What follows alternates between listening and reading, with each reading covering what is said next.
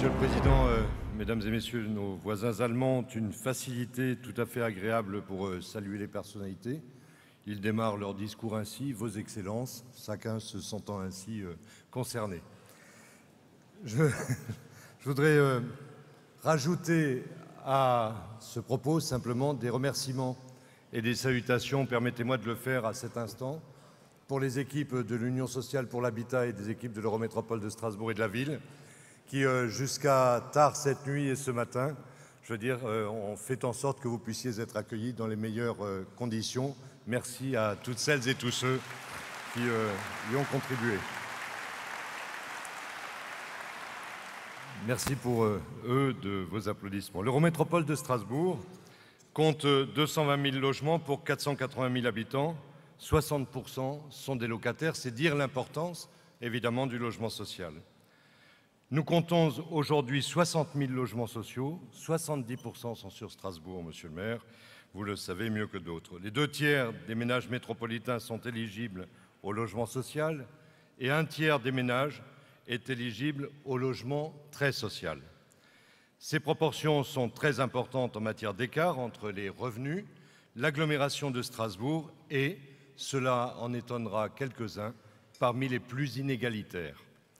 Avant d'aborder l'avenir, je voudrais souligner les bénéfices des actions déjà engagées, notamment en matière de rénovation des grands ensembles, en rappelant l'importance des investissements d'ores et déjà consentis, 1,7 milliard d'euros sur les quartiers, dont 850 millions mobilisés directement sur les chantiers de démolition et de reconstruction de logements. La recherche de la qualité de la ville passe avant tout par une réparation des grands ensembles dont nous avons hérité. Je veux indiquer à ce stade de mon propos un élément qui n'est pas anodin dans les mesures qui sont susceptibles d'être prises. D'abord, les sociétés d'habitat social ont elles-mêmes investi des moyens considérables, 600 millions d'euros. Mais je veux dire aussi que pour les collectivités, l'Eurométropole, les garanties d'emprunt destinées au logement social représentent aujourd'hui sur l'agglomération 1,2 milliard d'euros. Cela rend tout à fait intéressant le rapport à la fragilité qui pourrait advenir des logements si les mesures prises sont effectivement confirmées. Par ailleurs, cela aurait un élément supplémentaire de dégradation. Il s'avère que la métropole de Strasbourg est classée par un organisme international qui est Fitch Ratings. Cette société, si elle était amenée à dégrader la note, aurait une autre conséquence qui pèserait cette fois sur la totalité de nos emprunts, dégradant évidemment notre notation et par conséquent nos capacités d'investissement. Ces travaux donc du 78e congrès doivent permettre de souligner l'importance des perspectives pour l'ensemble des publics, en particulier, et je veux le souligner, pour les jeunes qui connaissent un chômage massif contre lequel il nous faut continuer de lutter sans relâche. L'emploi que vous évoquiez en est un des moyens et le travail que nous faisons ici avec la Fédération du bâtiment en atteste d'une manière régulière. Car la rénovation des quartiers doit être évidemment synonyme d'emploi, de mixité sociale, mais aussi notre volonté d'offrir à chaque habitant un cadre de vie conforme à ses aspirations qui garantisse à tous et à toutes la sécurité, le droit à la mobilité, à la formation et évidemment au service public. Cette politique, elle passe sans doute par une offre de logements sociaux adaptée aux différents parcours résidentiels de populations aux aspirations de plus en plus diversifiées. Notre objectif reste sur la métropole de réaliser au moins 3 000 logements par an. Les résultats de ce congrès et les informations du gouvernement nous permettront de savoir si cela peut être tenu ou pas. Dans la moitié de logements aidés, les premiers bilans que nous avons faits actuellement de notre programme de l'habitat indiquent que nos objectifs sont atteints et dépassés. Nous constatons depuis plusieurs années une production moyenne de 3 200 logements par an, dont environ 1 300 logements locatifs sociaux. Et il faut rappeler qu'un logement neuf réalisé, c'est 2 emplois par an. Un logement rénové, c'est 0,4 emplois par an.